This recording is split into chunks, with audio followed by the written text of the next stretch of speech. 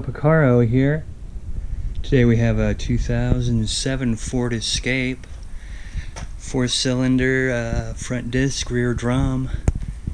Customer complained that suddenly the brake pedal went to the floor and brakes no longer functioned. So we came out to take a look, and we quickly saw underneath the front of the car there was a puddle of brake fluid dripping down. Probably the caliper had failed and was leaking badly. And we got it into the shop here, popped the wheel off, and we're going to take a look in here and see what the real problem is. So we take a look in here and we quickly spot right here that this brake line here just snapped right off, sheared right off at this point here. This is an example of what you can get when the customer says the brake pedal goes all the way to the floor all of a sudden, with no warning at all. It suddenly blows out and you lose all your brake fluid and make a big puddle on the ground. So this won't be too hard of a fix here. We just need to replace those brake line. We'll change them on both sides. Most likely they're in about the same condition. Up in here I think we got a 13 millimeter right in here. We can break loose this end, get that off of there, and down here on the caliper we got a 14 millimeter. Bust that loose off of there. Fortunately we're in an area of the country here that we don't get a lot of road salt, so in pretty good shape there. Looks like we're going to have to take the top off first. The bottom is going to have to turn.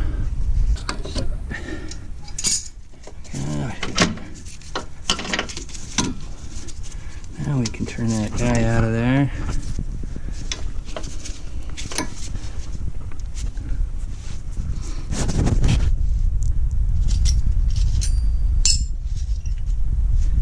And we switch open to a open end here.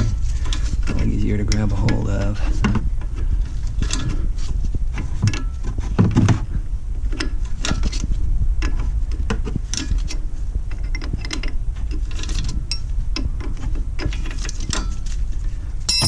Thought it might be this when I was looking under there, but out in the on the road there, too hard to examine closely.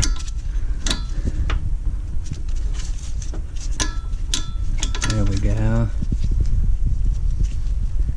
There we can probably see a little better how it just blew out. Hopefully you can see that a little better.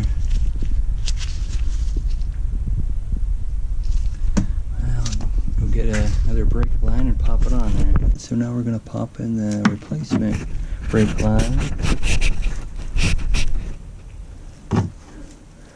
Let's spin this guy in, get it started.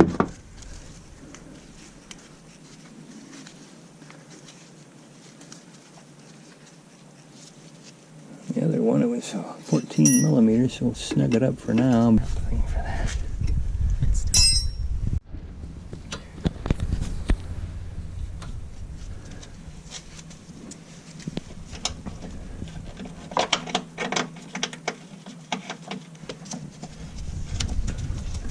We'll get the brake line started here.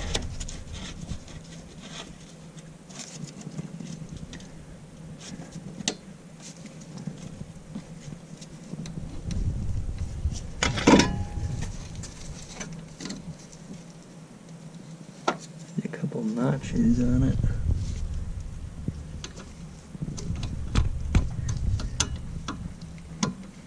There you go. Let's get the notches lined up. Okay.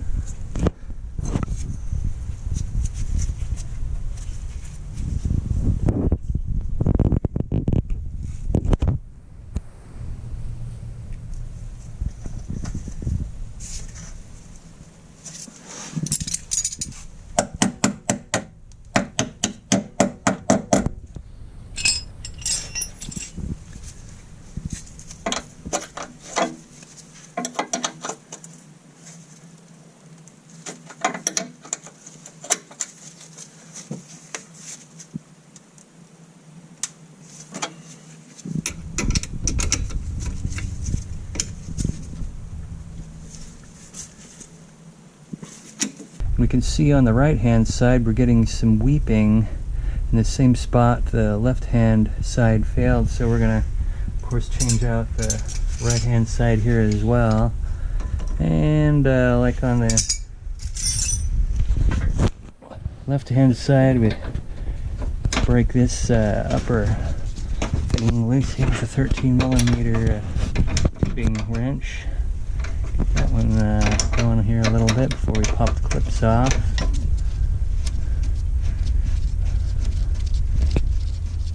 Down here at the bottom on the caliper, we got a 14mm.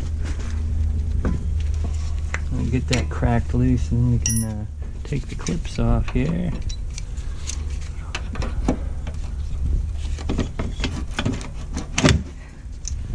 Try not to smash the light out while we're at it.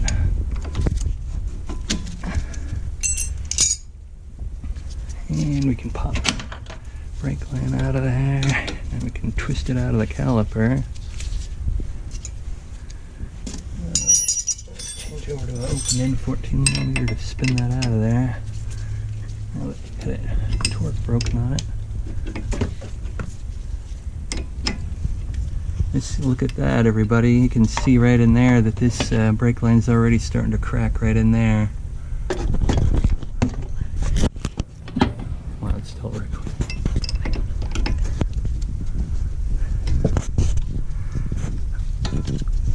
Spin that guy out of there. This rubber is fairly hard too. It's not as flexible as originally, but you can see right in there. It's it's pretty well. Just tap it.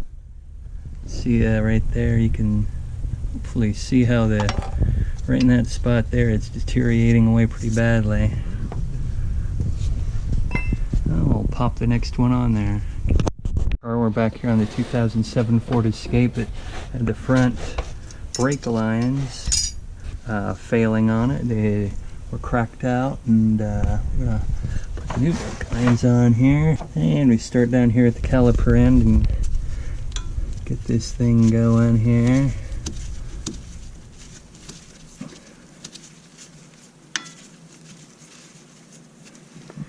Get the 14mm tube wrench on there. Give it a little bit, give it a snug there. Probably about 10 foot-pounds, 120 inch-pounds, I would guesstimate. And you get it up in here, and there's a couple little alignment pins that pop it in there to get it into the right position. And over here, get that line tube going back on there. Yeah, you gotta watch these clips to make sure you get them the right way. It'll trip you up if you're not the right way on them.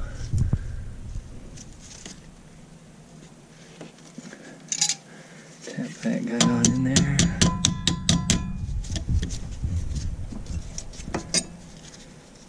And let's see, get the springy side to hold it in place there. Got another try.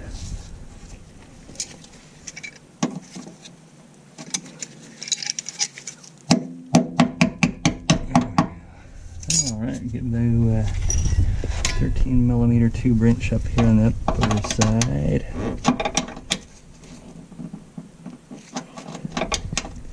I'm guessing about 10 to 15 foot-pounds approximately. That's what I'm putting on it there. About the same as when it came off. Recheck the bottom in there.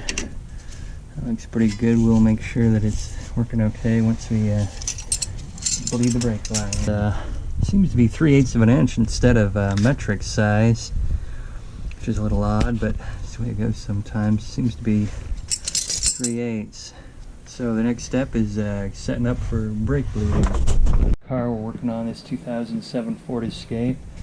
We had just replaced the front two brake hoses going to the calipers because they split out and failed and caused a dramatic failure of the brake system where the brake went to the floor. So we've just swapped out those two front brake lines, and now we need to bleed the system. So I'm going to fill up a reservoir with fresh brake fluid here, .3.4. This holds quite a fair bit in this reservoir here. So we fill up our reservoir, fresh fluid. It had been completely depleted. Now we'll head over here to the furthest, in this case the bleeding is only going to occur on the front. So we're going the furthest point from the reservoir there over here to the right front. We got our box end wrench on the bleeder screw. In this case, oddly enough, it's a 3/8 inch. It's not metric on this car. We have here a Harbor Freight brake bleeder that's run by compressed air. It generates a vacuum inside the bottle, and should, when we crack this open, it should start sucking our fluid through the system. You can see some bubbles and fluid going there. When we get a steady stream of fresh brake fluid coming through, we'll know our system's bled out. On this side anyway, there's still quite a few bubbles coming through there.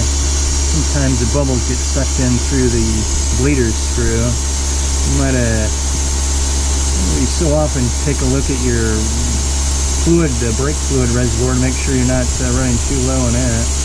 Cars, we have a ABS servo controller, so you never want to back flush bad fluid into a ABS controller. Only suck fluid from a fresh reservoir. So we have our air pressure powered vacuum bleeder here. We got that set up. We're going to crack it open here and give it some vacuum. We got a lot of air bubbles coming through there.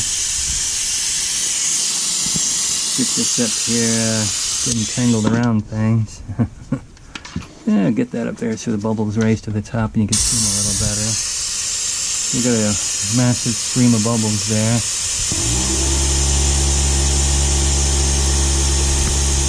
You have to force the air bubbles want to go up to this highest point here, so we got to get the velocity of the fluid coming through enough to pull it through that area.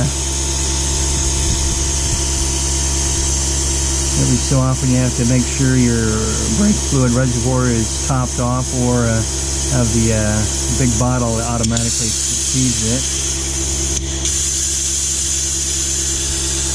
Sometimes you get air sucking through the threads of the bleeder screw, so it's a little tough to tell on occasion. Got a small stream of really small bubbles. That might be the air sucking through the threads of the bleeder screw. We got about maybe about a pint or so, quarter liter or whatever coming out of here so far.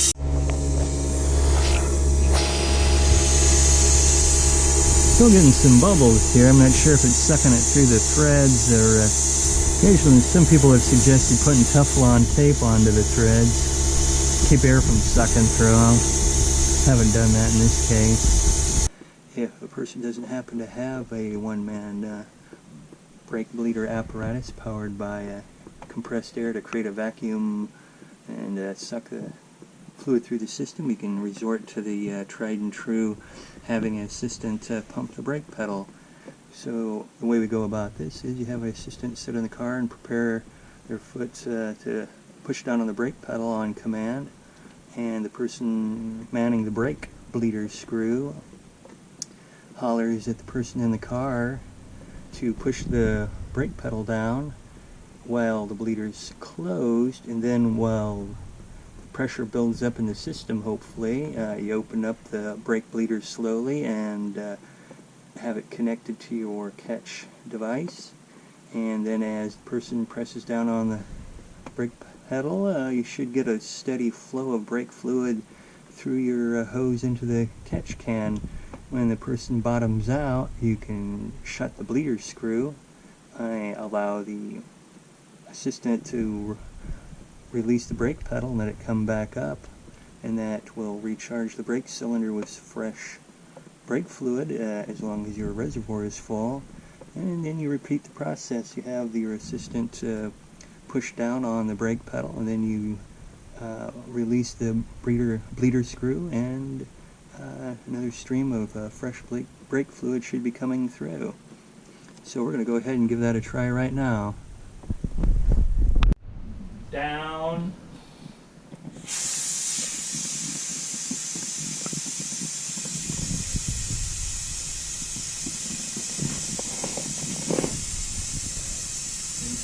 know when you're down a little way. All the way. Yep. Down.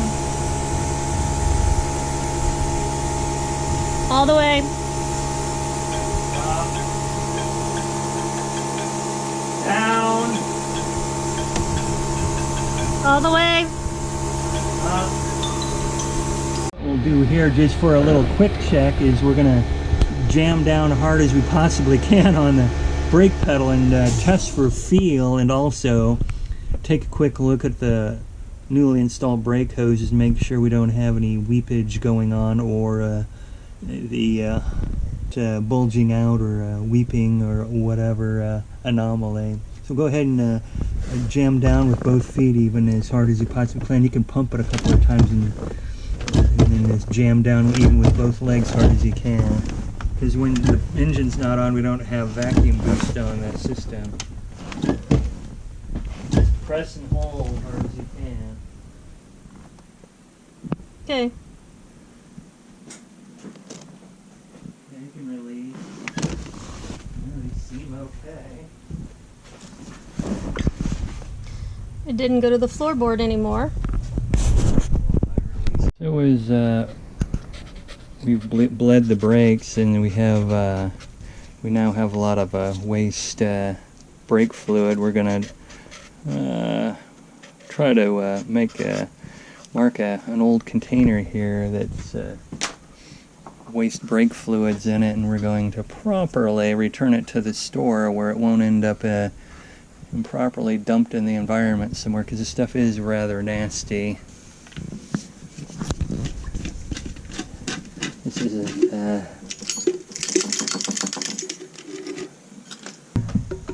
anyway, I always return this stuff to the parts store where I bought it from originally, and they can figure out the proper disposal avenue. This doesn't look too bad. Some cars, they sit around for a long time and the rust develops in the system and it gets very nasty looking.